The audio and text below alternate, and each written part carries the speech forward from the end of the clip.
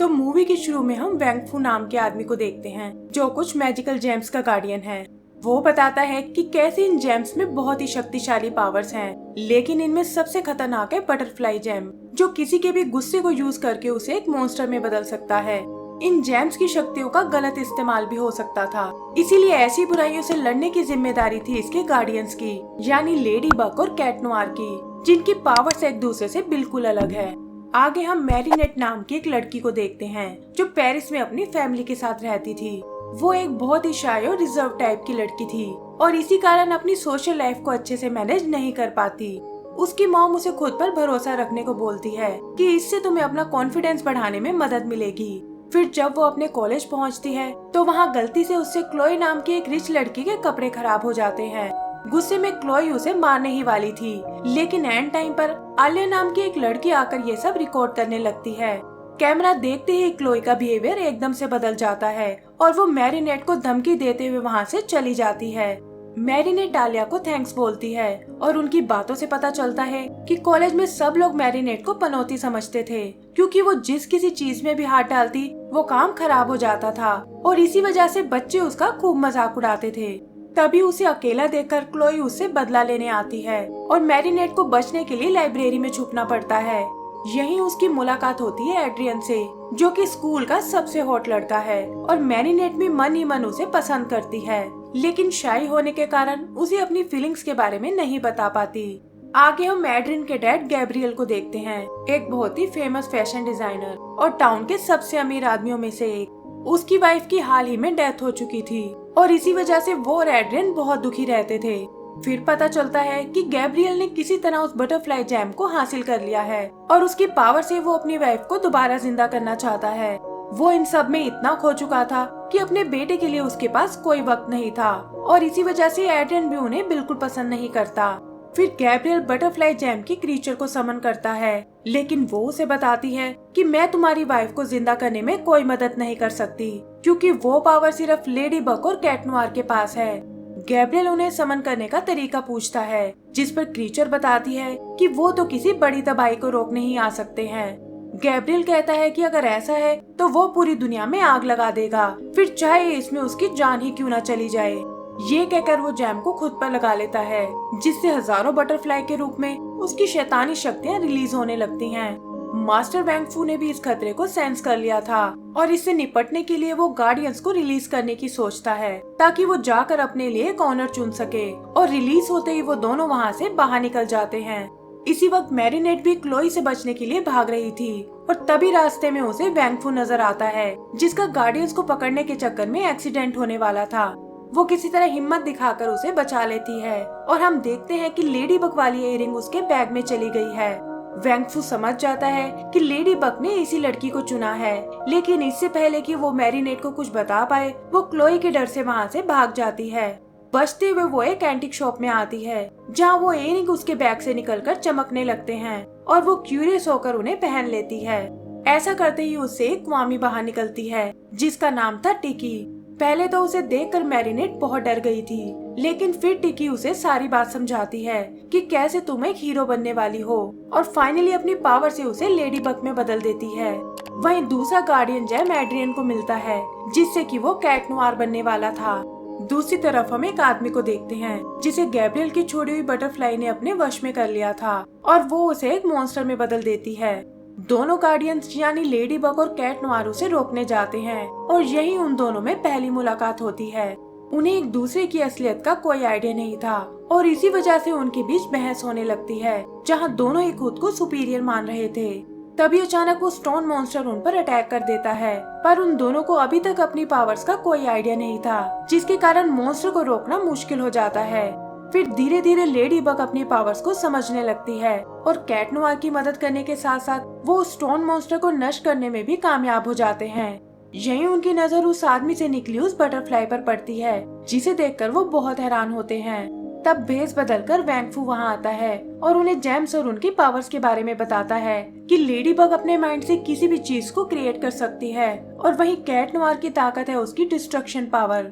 वो उन्हें वॉर्न करता है कि एक साथ मिलकर ही वो इन बुराइयों का सामना कर सकते हैं, जो कि होकमोत नाम का एक शैतान फैला रहा है। ये कहकर वेंग फू वहाँ से चला जाता है। यहाँ पता चलता है कि एड्रियन यानी कैट नोयर लेडी बग को पसंद करने लगा है, लेकिन लेडी बग को उसका साथ बिल्कुल अच्छा नहीं लगता। उधर आज के हादसे के बाद मैरीनेट बहुत डर गई थी और दोबारा से लेडी बग नहीं बनना चाहती थी, लेकिन उसके बहुत मना करने पर भी टिकी उसका साथ नहीं छोड़ती और कहती है कि अब यही तुम्हारी डेस्टिनी है। वहीं वो क्रीचर गैब्रियल को समझाती है कि तुम अपनी वाइफ के चक्कर में बुराई की ओर जा रहे हो और कहीं ऐसा ना हो कि इसमें तुम्हारा सब कुछ बर्बाद हो जाए। लेकिन गैब्रियल उसकी एक नहीं सुनता और उसकी पावर से खुद को होक मौत में बदल लेता है।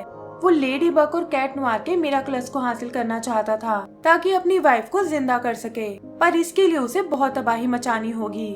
इसीलिए वो अपनी पावर्स का गलत इस्तेमाल करता है और जेल में कैद कुछ खतरनाक कैदियों को आजाद करा देता है ताकि वो टाउन में जाकर तबाही मचा सके। होता भी बिल्कुल ऐसा ही है। वो क्रिमिनल्स टाउन में एक बैंक लूटने जाते हैं और उनकी पावर से वहाँ तबाही मचने लगती है। इसी दौरान कॉलेज के सभी बच्चे ट्रिप पर एक अम्यूजमेंट पार्क में आते हैं जिसमें एड्रियन और मैरीनेट भी शामिल थी। लेकिन एंड टाइम पर एड्रियन के डैड उसे फोन करके वापस आने को बोलते हैं और कहते हैं कि तुम्हारा अकेले बाहर रहना बिल्कुल सेफ नहीं है।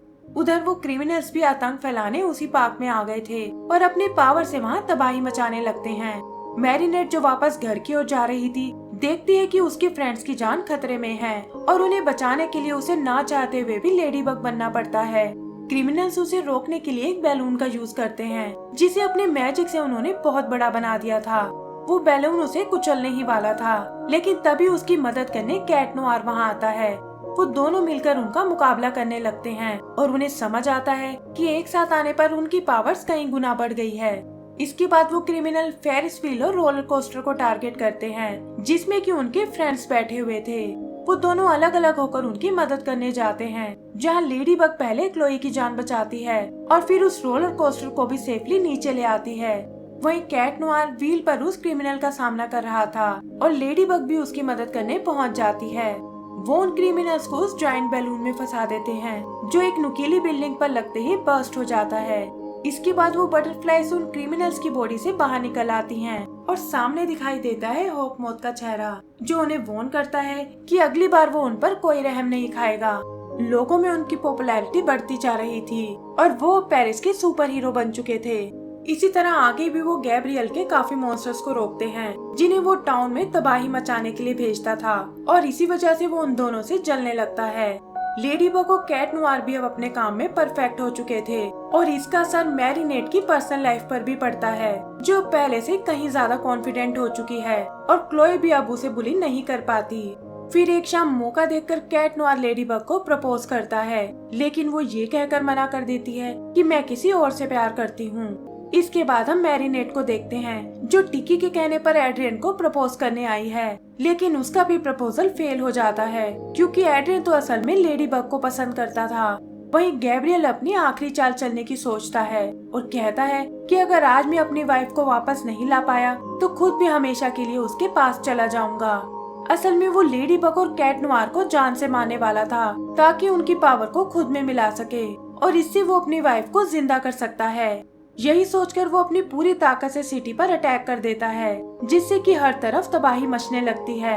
ये देखकर मैरीनेट तुरंत अपने लेडी बग फॉर्म में आती है और टाउन में हो रही तबाही को रोकने पहुंच जाती है।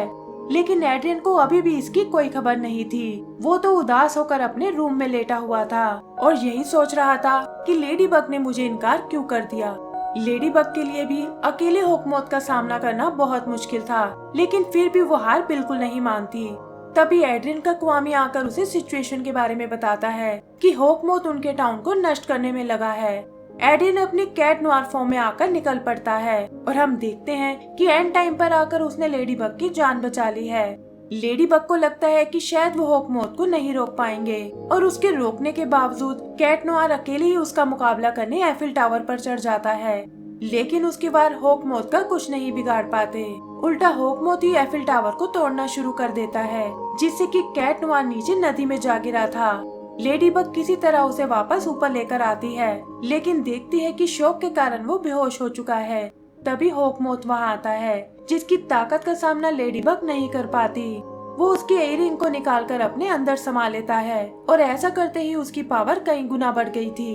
इसके बाद वो एड्रियन की ओर बढ़ता है ताकि उससे उसकी रिंग हासिल कर सके और मैरिनेट चाहकर भी उसके लिए कुछ नहीं कर पाती। तभी उसे टिकी दिखाई देती है जो कहती है कि तुम्हारे बिना लेडी बग का कोई वजूद नहीं है और उसके बिना भी तुम एक ब्रेव लड़की हो। इससे मैरिनेट के अंदर कॉन्फिडेंस आ गया था और वो कैट नोयर को होकमोथ के अटैक से बचा लेती है। पर उसका ये प्लान ज्यादा देर तक कामयाब नहीं रह पाता क्योंकि होकमोथ एक बार फिर कैट नोयर तक पहुंच चुका था। पर इससे पहले कि वो उसे जान से मार पाए, टूटे हुए मास्क के कारण उसे उसकी सच्चाई का पता चल जाता है कि ये तो उसका बेटा एड्रियन ही है। तब उसे रियलाइज होता है कि उसने कितनी बड़ी गलती कर दी और उसकी बुराई उसके बेटे की ही जान लेने वाली थी। इन सब के बाद उसके इमोशंस उस पर हावी होने लगते हैं और जल्दी ही वो अपने नॉर्मल रूप में वापस आ जाता है। एड्रियन भी अपने डैड को वहाँ देखकर बहुत हैरान था कि इस सारी तबाही के पीछे उनका ही हाथ है और पूछता है कि ऐसा करने की आपको क्या जरूरत थी।